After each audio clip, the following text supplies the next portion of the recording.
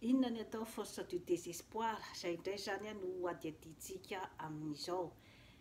Any Madagasikara zany dia efa ao anatin'ny ataontsika hoe zany hoe force du désespoir ny malagasy rehetra, ao zany ny mpanao politika izay miady mafy zany amin'ny hoe fanehoan-kevitra ny hoe ahoana ny hanarenana ny firenena, satria misy zany tsy fanarahan-dalàna, misy zany ny didiko lehibe, misy ny ataontsika hoe zany hoe force de répression zany izay apetraky ny fitondram-panjakana amin'izao fotoana izao. Eo koa zany ny atao amin'ny fanjakana koa manana ihany koa izy zany ny hoe ambition amin'ny hoe hitazona ny pouvoir, satria misy ihany koa ny karazana force izay hoe manahirana azy zany raha ohatra izy hiala teo amin'ilay fitondrana. Mety hisy zany ny hoe resaka arrestation amin'ny zavatra rehetra izay tsy nety, ny risoriso, ny famonoan'olona, ireo karazana hoe peine rehetra izany izay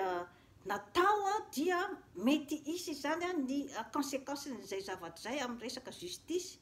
Izany hoe miady mafy zany amin'izay ataontsika force de désespoir izay zany ny rotota, satria ny atao amin'ny opposition zany izy dia efa karazany hoe manao izay hafany amin'ny fomba rehetra izany, satria mety hitsibiadika aty aminay indray zany aloha ny répression rehetra ohatra tsy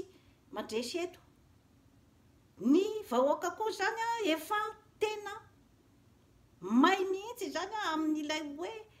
fidangan'ny vidim-piainana, dia efa izay zany sisa fanantenana apetraky ny vahoaka ny amin'ny hoe angamba mba ity zany no mety ampiova ny fiainatsika, mba atsaratsara kokoa zany ny fiainatsika. Zay zany no fanantenana io vahoaka io, ka ao anatin'izay hoe force de désespoir zay daholo, ka io zany no force faratapony zany amintsika olombelona. Izany hoe rehefa mampiasa an'io force de désespoir io, satria hoe eo zany hoe ho faty ve sa ho velona, ka misy foana zany zay atao hoe instinct de survie zay amin'ny olombelona, izany hoe izay hery fatana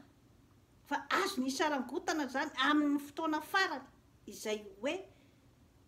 itiavany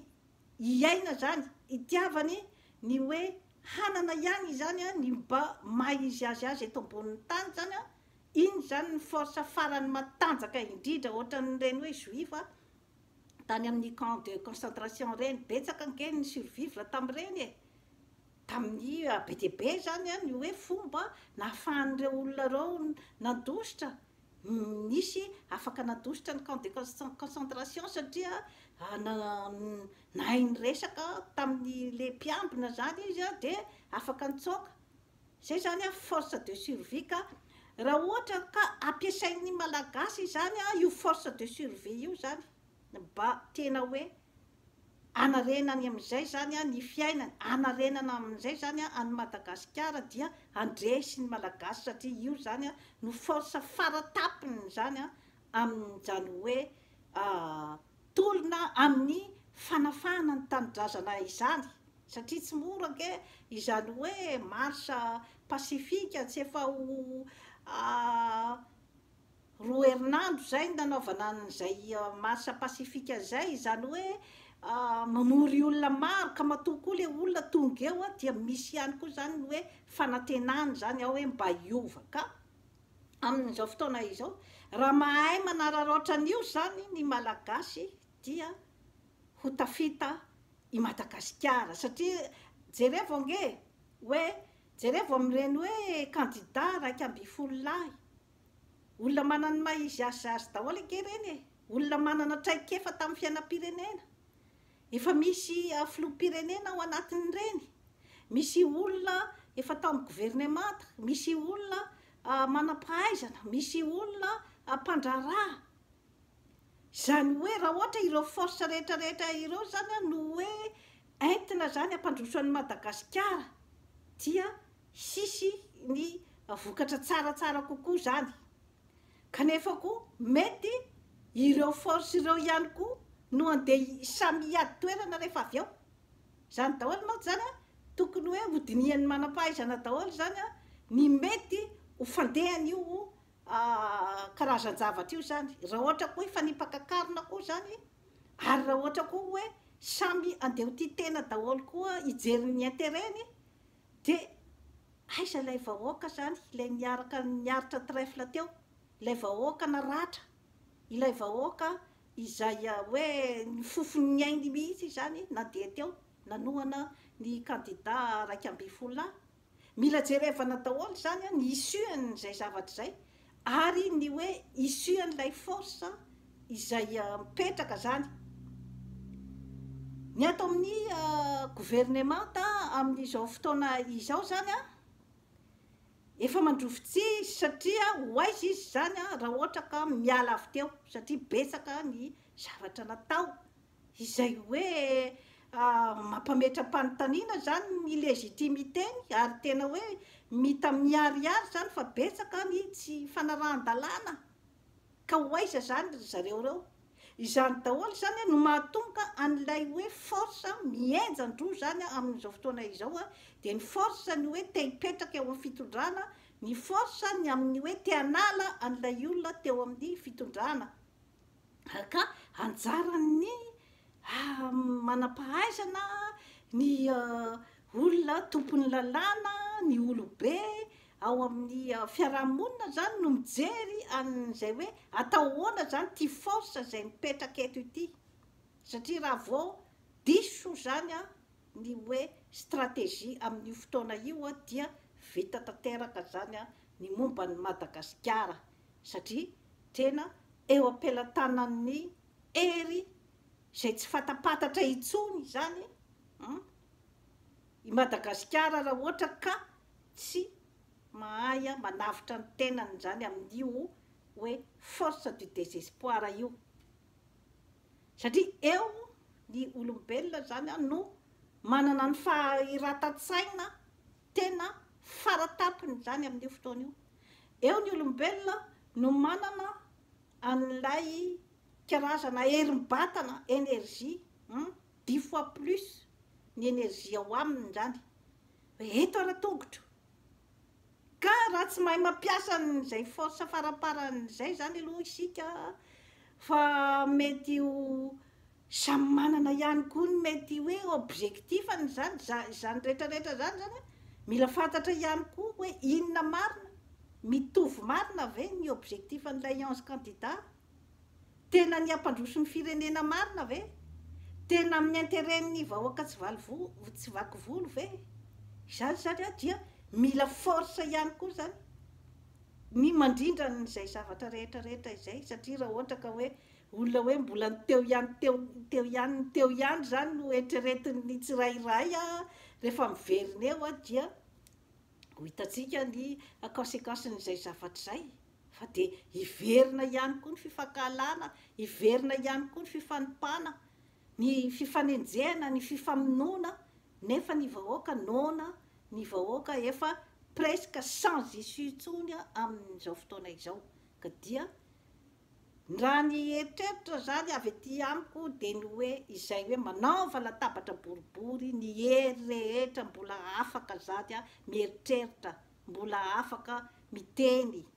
efa mba maromaro ny ray aman-dreny efa niteny zay mba tokony isy zany ny karazana olona mitsankana manome an'le hoe karazana zany jugement ny zavatra rehetra izay hoe niseho zany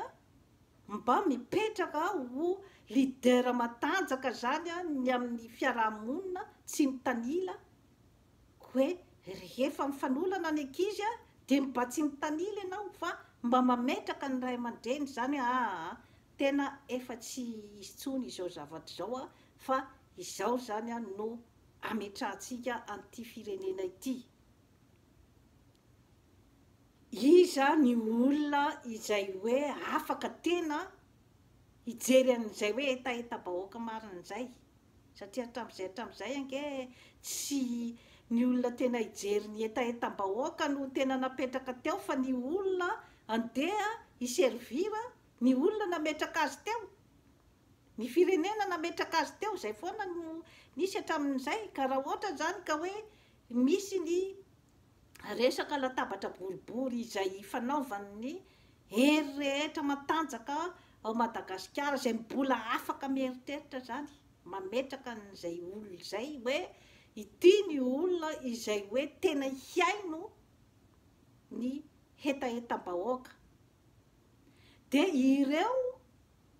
karazan'olona rehetra reo 11 candidat reo ane tsy ho lany eo daholo fa olona manana maha izy azy daholo reo, olona efa manana expérience reo, filoham-pirenena efa teo,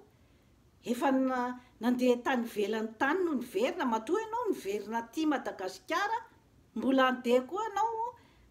ilahatra andeha ho fidiana filoham-pirenena, dia dikan'izay zany tsy nety ny tany. Ka mbe efa tokony hoe manana fahamatorana amin'izay zany ny olona rehetra ny amin'ny hoe tena tsy kitototy hoe resaka fitondrana tanindrazana ity. Dia ireo 11 candidat ireo zany sy ny hoe filoham-pirenena rehetra teo zany atao karazana hoe conseiller, mpanoro hevitra zany, na ireny hoe tena hoe olona izay hoe miaro ny tanindrazana zany hoe isy ny efa mahafantatra ny hoe karazana circuit rehetra sy ny hoe karazana défense amin'ny resaka fiarovana ny tanindrazana, fiatrehana ny any amin'ny tany mandroso. Sisy ny efa mahalala ny secret madinidinika rehetra ka mba tokony ampiasainy amin'izay ilay secret zany mba hiarovana ny tanindrazana. Eo zany le hoe fampiasana ny hery faratapony amintsika olombelona izany, satria raha ohatra ka diso izany ny famindrany hery faratapony io, dia izay ilay miteraka ny faharavana, satria ilay hery zany entina hifamonoana, entina amin'ny fitiavan-tena, ny miaramila koa zany ny hoe ny tafika malagasy izany tokony hipetraka tsara ihany koa ny amin'izay hoe fiarovana ny tanindrazana, ny amin'izay hoe fiarovana ny vahoaka malagasy. Fa tsy izy koa no andeha hamono ny vahoaka malagasy. Izany zavatra rehetra izany zany dia atao ao anatin'ny fototra matanjaka zany, aorina ao anatin'ny fototra matanjaka zany izay hoe karazana énergie faraparan'izay, la force de désespoir zay mba hanorenana zany zavatra matanjaka amin'ny firenena, mba hanorenana firenena vaovao. Dia toy izay no anjara biriky zany azoko mena amin'izao fotoana izao, satria betsaka zany ny zavatra simbasimban'izay hoe hery faraparany zany, l'énergie du désespoir zay zany lasa verivery fahatany amina zavatra tsy hitondra makaiza intsony. Satria raha ohatra ka hoe les forces du désespoir zany andeha hoentinao zany hoe mitazomana toerana zany, dia lasa ny mpahay lalàna lasa mivadika tsy mahay lalàna, mitanila ny olon-dehibe mivadika ny lelany, efa tsy hitantsony hoe iza no arovany sy ny hoe iza no ho tendreny. Ny vahoaka efa mivadika ny lelany, rehefa tolorana vola kely izy, tolorana vary kely, force du désespoir daholo ake zany zavatra rehetra zany efa mivadika ny lohany andeha hamono vono olona, handratra olona, gaspiller fotsiny ilay force de désespoir zany amin'izay zavatra izay ka mety hamono ny mpandefa azy ihany. ka anatin'izay panika rehetrarehetra izay zany a izay mbola manana ny atao hoe lucidité, zay mbola manana ny atao hoe force faraparany, zay mbola manana ny énergie zany a dia tokony ivondrona aingana dia aingana zany ampiasa an'io force de désespoir io a anjary force goavana be zany a ho an'ny taranaka faramadiby. De toy izay sy toy izay no azona tolotra anao manaova abonnement amin'ny Jeanne Forêt Santé aty Canada fa hanatsara ny fiainanao. Veloma tompo.